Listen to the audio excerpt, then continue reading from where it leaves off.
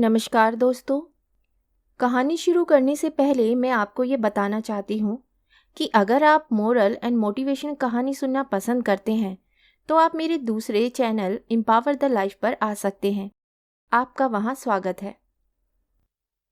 The golden stories में आपका स्वागत है। आइए सुनते हैं डॉक्टर पद्मा शर्मा की लिखी कहानी इज्जत के रहवर। श्री लाल के घर में खुशी का माहौल था। सब तरफ चहल पहल और खूब कोलाहल था। नई बहू आ जाने से रौनक में और अधिक इजाफा हो गया था। ढोलक की थापों के साथ महिलाओं के गाने का स्वर गूंज रहा था। बधाई और दादरे गाए जा रहे थे। श्रीलाल की खुशी का पारावार न था। उनके छोटे भाई विशंभरनाथ का विवाह था। अम्मा बाबूजी की मृत्यु के बाद उन्होंने ही भाई को पाला और कोई तकलीफ नहीं होने दी। विशंभर श्रीलाल से उम्र में बहुत छोटा है, इसलिए उन्होंने उसे बेटे की तरह स्नेह दिया है। बारात से लौटे रिश्तेदार समध्याने की खातिरदारी की तारीफ कर रहे थे, जिसे सुनकर श्रीलाल का दिल बल्लियों उछल रहा था। रात की खुमारी अभी तक उतरी न थी और मन व्यवस्थाओं में उलझ रहा था। अचानक बाहर तालियां पीटने की आवाज सुनाई पड़ी। स्त्री पुरुष के मिले जुले अजीब से स्वरों के साथ तेज आवाजें भी आ रही थी। श्रीलाल ने बाहर आकर देखा कि अपने पूरे फौज पाठे के साथ शबनम मौसी की हजामत सोफियां तालियां फटकारती हुई बाहर मौजूद थीं। इस बार उनके साथ 13-14 साल का एक लड़का भी था, जिसे लगभग धकेलती हुई सोफिया बोली, चल बल्लू, उधर बैठ तो। सोफिया तालियां पीटते हुए कह रही थी, हाय हाय, हमें तो शगुन चाहिए, लड़के का ब्याह है, कोई मजाक नहीं। फिर वही तालियों की फटफट। 2000 का एक का रेट चल रहा है। लाओ छोटू की भाभी, नया साड़ी ब्लाउज लाओ, और देखो मिठाई विठाई अनाज वगैरह भी लेती आना। तालियों की चटचटाहट सुनकर दूसरे लोग भी बाहर निकल आए। सबके चेहरे पर मुस्कान की रेखा पसरी हुई थी। उन्हें देखते ही सोफिया पहले से भी अधिक तेज आवाज में तालियां पीटती हुई बोली, आय हाय हाय, अच्छे खाते पीते हो तुम लोग, इतना नहीं दोगे तो गरीब बेचारा क्या देगा?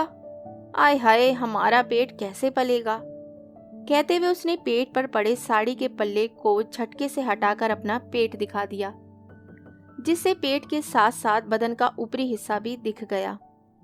बल्लू को ये सब देखकर जरा भी हैरत नहीं हुई। वहां खड़े पुरुष लोग एक दूसरे को इशारा करके हंस दिए। उन लोगों के भाव ताड़कर श्रीलाल ने छोटे बच्चों को अंदर आने का आदेश सुना दिया। श्रीलाल सोफिया से कुछ कहना चाह रहे थे, लेकिन उसने उन्हें बोलने का जरा भी मौका नहीं दिया। वे बार बार कुछ कहते, लेकिन उनकी आवाज नकार खाने में तूती की आवाज की तरह दब कर रह जाती। उन लोगों में सोफिया ही मुखिया दिखाई दे रही थी। उसने अपने साथियों को ललकारते हुए कहा, अरे गाओ रे गाओ, ए बल्लू बजा तो ढोलक, ए संगीता, ए रवीना लगा तो ठुमका, अरे ओ रंभा, ओ सुल्ताना निकाल तो घुंघरू। देखते ही देखते उनका पिटारा खुला। रवीना और संगीता ने बड़े बड़े घुंघरू बांध लिए, रंभा ने मंजीरे संभाल लिए, सुल्ताना ने ढपली पकड़ ली। बल्लू ने लपक कर ढोलक घुटनों के नीचे दबाकर अपने हाथ ढोलक पर साध लिए और सोफिया की ओर देखने लगा। सोफिया ने गाना शुरू किया। कांटा लगा। एक खास तरीके से रवीना और संगीता मटक रही थी और बल्लू ध्यान से उन लोगों का नाचना देख रहा था। रवीना दाएं तरफ झुककर उत्तेजित अदाएं दिखा रही थी। संगीता पैरों को आगे पीछे कर कदम ताल करके नाच रही थी।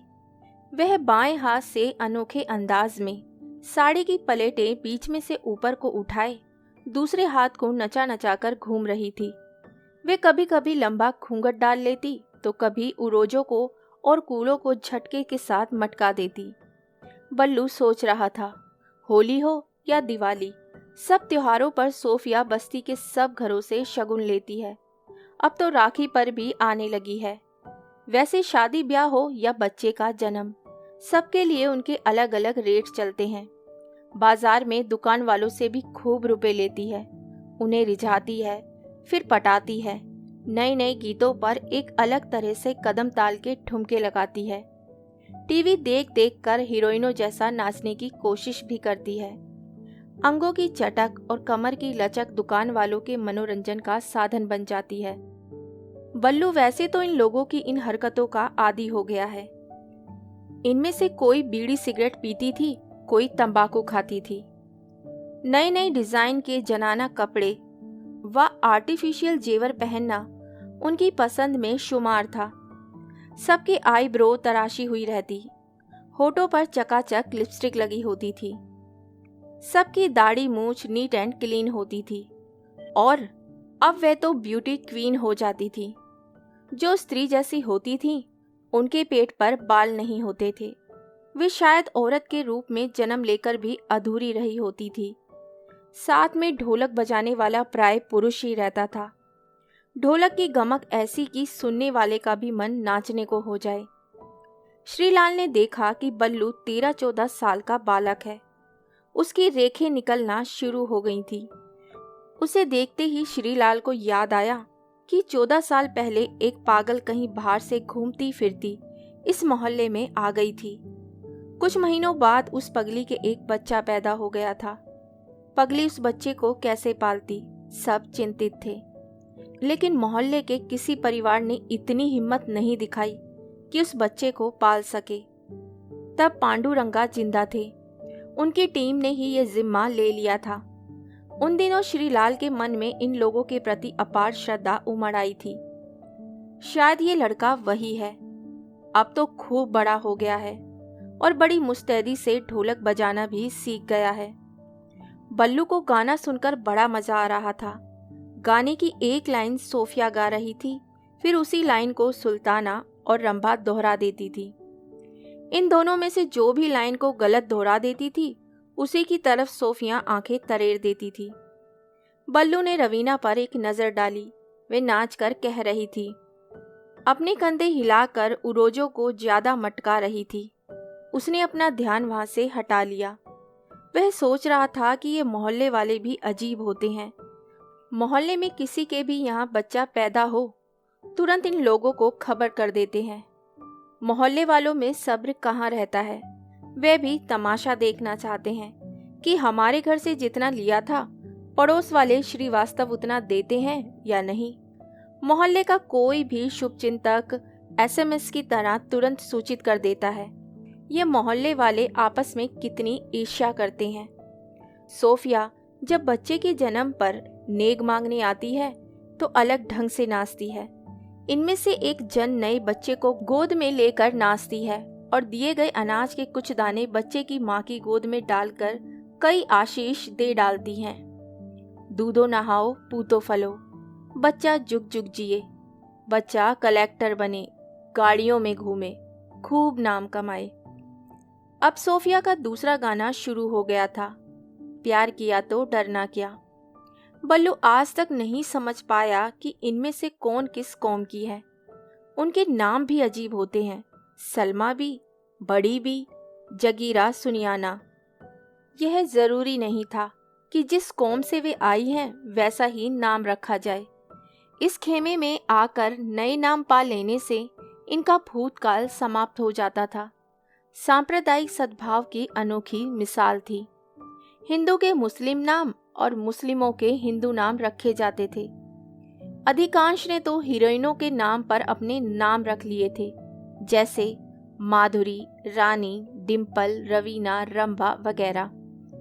जरा 1 मिनट मेरी बात तो सुन लो सोफिया। श्रीलाल की आवाज सुनते ही अचानक सोफिया ने गाना बंद कर दिया। बल्लू के हाथ रुक गए। रवीना और संगीता के भी पैर थम गए।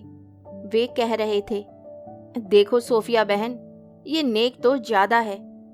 सोफिया ने धमकी भरे स्वर में कहा, देखो लाल जी, यदि नेक नहीं दोगे तो हम अभी नंगा नाच दिखाते हैं।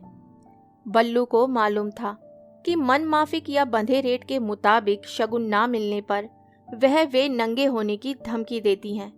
वह सोच रहा था कि इन लोगों के नंगे होने में पता नहीं कौन सा श्राप समाया हुआ था कि धमकी से ही सब लोग डर जाते हैं।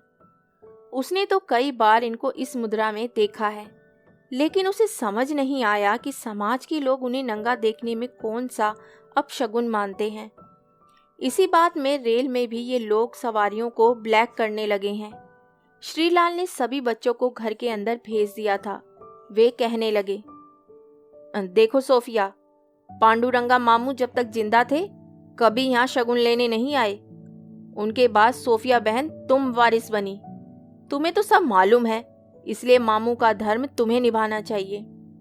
सोफिया गुस्से में बोल रही थी, हाय हाय, अब वो जमाना गया, अब ऐसा नहीं चलेगा। उसने तालियों की आवाज फटकारी। घोड़ा घास से दोस्ती करेगा तो खाएगा क्या?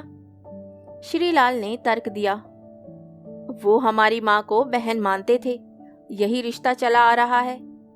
रिश्ते की बात सुनकर सोफिया को तैश आ गया।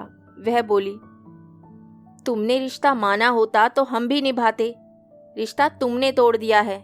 आए हाय, शादी का न्योता देने के समय हम कोई नहीं थी, हमें भी काट देते तो मानते। उसकी तालियों की आवाज फटफट कर गूंजी। वह बोली, अभी तक हर मौके पर बुलावा आता रहा, सो हम भी रिश्ता निभा रही थी। अब तुमने रिश्ता तोड़ा है तो तुम्हें भुगतान तो करना पड़ेगा। श्रीलाल ने बात को टालने के उद्देश्य से तर्क दिया, परसों आ जाना, बहू को लिबा लाएंगे, तुम्हें लड़की वालों से नेक दिला देंगे। सोफिया खींचती हुई बोली, हमारे भी कुछ उसूल हैं लाल जी। लड़की की शादी में लड़की वालों से शगुन नहीं लेते, लड़के वालों से लेते हैं। जिसके यहाँ कमी हो जाती है उसके यहाँ से साल भर तक नेक दस्तूर नहीं लेते। पहली लड़की पैदा होने पर नेक लेते हैं, दूसरी लड़की होने पर जिद नहीं करते, गरीबों को कम पैसों में बकस देते हैं। बल्लू उन लोगों की जिरह होते देख रहा था। सोफिया को गुस्से में देखकर वह निर्णय नहीं ले पा रहा था कि ये इसका असली रूप है या वो असली रूप था जो सुमानी लहर में बर्बाद लोगों के वास्ते दान देने के लिए कलेक्टर को सबसे पहले 5,000 का चेक देते वक्त दिखा था। और उस दिन सड़क पर खून से लथपथ व्यक्ति को जब कोई नहीं उठा रहा था, उसे सोफिया ही अस्पताल पहुंचा आई थी। डॉक्टर से उसने कहा था कि खून की जरूरत हो तो हमारा ले लो, लेकिन डर यही है कहीं उसे कोई बीमारी ना हो जाए, हम जैसा श्राप ना लग जाए बेचारे को। श्रीलाल ने रिश्ते के अलावा और भी कई हील हवाले दिए, मान मनोवन किया और माफी मांगी। तब कहीं जाकर उसका गुस्सा ठंडा हुआ। उसने बड़ी मुश्किल से एक साड़ी और 501 रुपए में सोफिया को सहमत किया। अंदर से नई बहू को बुलाया गया। सोफिया ने नई बहू की बलाएं लेते हुए कई आशीष दिए। पांडुरंगा के नाम से बहू के हाथ में 51 रुपए मुंह दिखाई के भी दिए। फिर लड़की की ओर इशारा करके श्रीलाल से बोली, हमारी बिटिया भी सयानी हो गई है, इसके हाथ कब पीले कर रहे हो? अब की बार बुलावा देना मत भूलना। क्या नाम है इसका?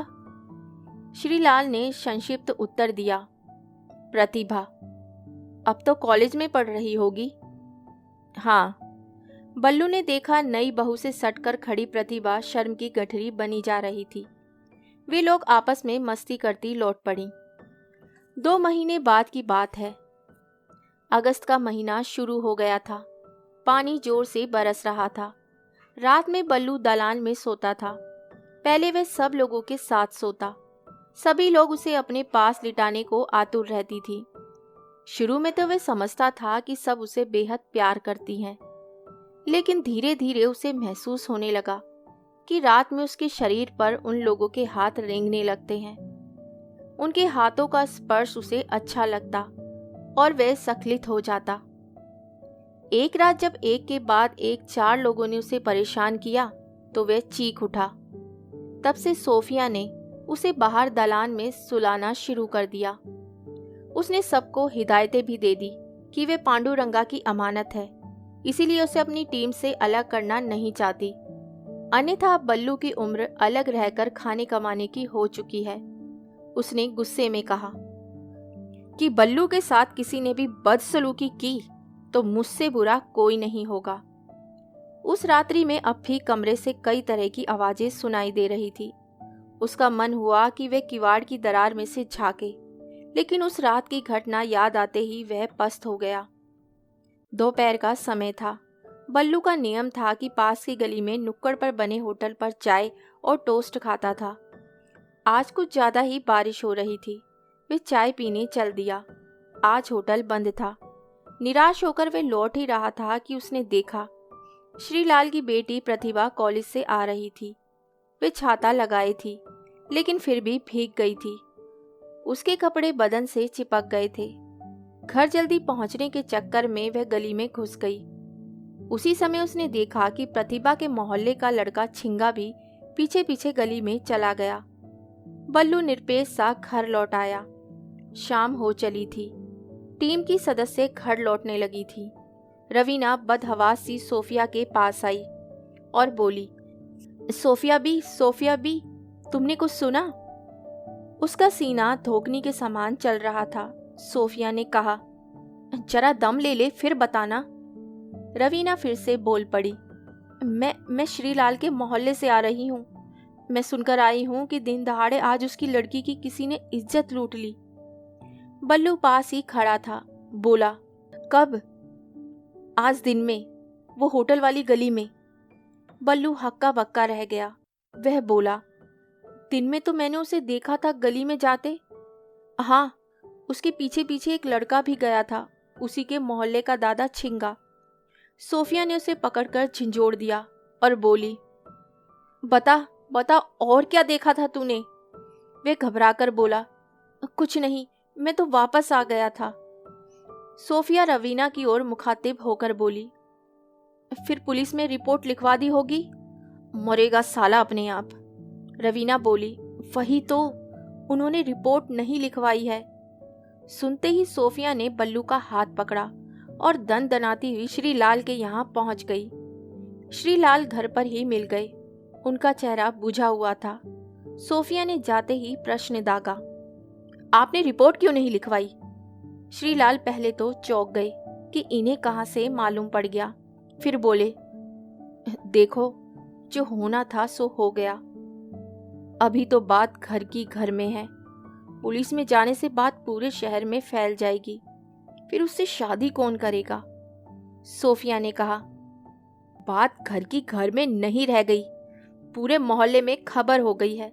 लड़की की इज्जत की चटकन और थाली की खनक सबको मालूम पड़ जाती है। बल्लू ने देखा प्रतिभा चुपचाप बैठी है। सोफिया ने प्रतिभा से पूछा, क्यों छींगा ही था ना? उसने हाँ में सिर हिलाया और उसकी आंखों से आंसू बह निकले। सोफिया ने श्रीलाल पर जोर डालते हुए कहा, देखो लाल जी, बल्लू देगा गवाही। चलो तुम रिपोर्ट लिखवाने चलो। श्रीलाल ने कहा, देखो सोफिया बहन, होना जाना कुछ नहीं है, वो गुंडा बदमाश है। सोफिया उलाना देने वाले स्वर में बोली, तुम लोग औरतों को आगे बढ़ाने की बातें तो बड़ी बड़ी करते हो, लेकिन जब कुछ करने की बारी आती है तो पीछे हट जाते हो। सच्ची बात यह है कि आज भी तुम्हारी मानसिकता नहीं बदली। श्रीलाल टस से मस नहीं हुए। सोफिया पैर पटकती घर वापस आ गई। घटना के 5वें दिन होटल वाली उसी गली में छिंगा बेहोश पड़ा मिला। पुलिस आई, तफ्तीश हुई और उसे अस्पताल में भर्ती कराया गया। जल्द ही यह खबर सब जगह फैल गई कि किसी ने उस लड़के का गुप्तांग काट दिया है। यह खबर मिलते ही सोफिया की टीम अस्पताल जा पहुंची। उसकी हालत ठीक नहीं थी। सोफिया ने डॉक्टर से बात करके पता लगाया कि 15 दिन में आराम मिल पाएगा। ये 15 दिन अब सबको खूब ज्यादा लगे। सोफिया बीच बीच में छिंगा को देख आती थी। जिस दिन वह स्वस्थ हुआ, सोफिया पूरे फौज पाठे के साथ अस्पताल पहुंच गई। अब वे लोग उसे अपनी बिरादरी में शामिल करना चाहती थी। पुलिस दरोगा ने सोफिया से कहा, हमारी तफ्तीश चल रही है, इसलिए वह अभी अस्पताल में ही रहेगा। ये सुनकर सोफिया मायूसी हो वापस आ गई। सावन का महीना शुरू हो गया था। सभी लोग अलग अलग मोहल्ले में उगानी के लिए निकल गई। सोफिया बल्लू को साथ लेकर श्रीलाल के मोहल्ले में चल दी। सोफिया श्रीलाल के घर राखी पर दस्तूर लेने आई। श्रीलाल घर पर ही मिल गए। उन्होंने भेदती निगाहों में पूछा, सब लोगों को शक है कि तुम लोग बिरादरी में अपनी संख्या बढ़ाने के लिए लोगों के अंग भंग कर रही हो। सोफिया बड़े ऊंचे स्वर में बोली, नहीं लाल जी, हमारी संख्या तो ईश्वर बढ़ाता है। खुदा ना करे वह और अधिक संख्या बढ़ाए। हमें कितना कष्ट है इस योनि में होने का, यह तो हम ही जानती हैं, जिसके होने में ये नाश पीटे दम भरते हैं और हमारी बहू बेटियों की इज्जत से खेलते हैं। बल्लू को याद आया कि उस रात तेज बारिश में सोफिया 5-6 लोगों को लेकर कहीं जा रही थी। उसने भी चलने की जिद की थी। होटल बंद हो गया था। उसे होटल की बेंच पर बिठा दिया गया था। सुल्ताना और रंभा एक लड़के को घसीटते हुए गली में ले गई थी। वह भीगता कांप रहा था। अचानक गली से तेज चीख आई। कुछ देर बाद वे सभी वापस आ गई थी। उसने कई बार पूछा था कि क्या हुआ, ये चीख कैसी थी, लेकिन उसे कुछ नहीं बताया गया। आज उसे समझ में आया कि क्या माजरा था। बल्लू अंदर ही अंदर भुनभुनाने लगा कि इन लोगों ने उसे अभी तक अपनी जमात में शामिल नहीं किया है। बल्लू देख रहा था कि सोफिया आज दूसरे ही अंदाज में थी। इस बार ना कोई तालियों की फटफट थी और ना ही हाय हाय के स्वर। सोफिया के चेहरे पर कई भाव आ जा रहे थे। कुछ देर शांत रहकर वह बोली, हाँ, यही सच है कि ये काम हमने किया है, लेकिन अपनी संख्या बढ़ाने के लिए नहीं, बल्कि तुम जैसे भीरू लोगों में चेतना जगाने के लिए। जिस दिन बलात्कारियों को ये सजा मिलने लग जाएगी, उस दिन से कोई भी गुंडा औरतों की इज्जत लूटने की हिम्मत नहीं कर सकेगा। सोफिया श्रीलाल को शांत देखकर विषाक्त स्वर में बोली, अलबत्ता पहले तो माँ बाप इज्जत के डर से रिपोर्ट लिखवाते नहीं। यदि रिपोर्ट लिखवा भी दें तो केस साबित नहीं हो पाता। रुपयों की भरमार से सबूत के बिना केस रफा दफा हो जाता है। यदि जुर्म साबित भी हो जाए तो कितने साल की सजा होगी? 5 साल की, 7 साल की, बस। जमीन पर हाथ मारते हुए वह बोली, हरामियों को ऐसी सजा मिले जो हमने दी है तो कोई बहू बेटियों की तरफ आंख उठाने की हिम्मत ना करे। यह सुनकर बल्लू के मन में आए उन लोगों के प्रति क्रोध, नफरत, उपेक्षा का भाव सब कुछ समाप्त हो गया। उसे लग रहा था कि संवेदना इन लोगों में है जो दूसरों पर आश्रित रहते हैं। संवेदना श्रीलाल जैसों में नहीं। इज्जत से तो ये लोग जीते हैं, दूसरों की इज्जत तो मौके बेमौके उधड़ती रहती है।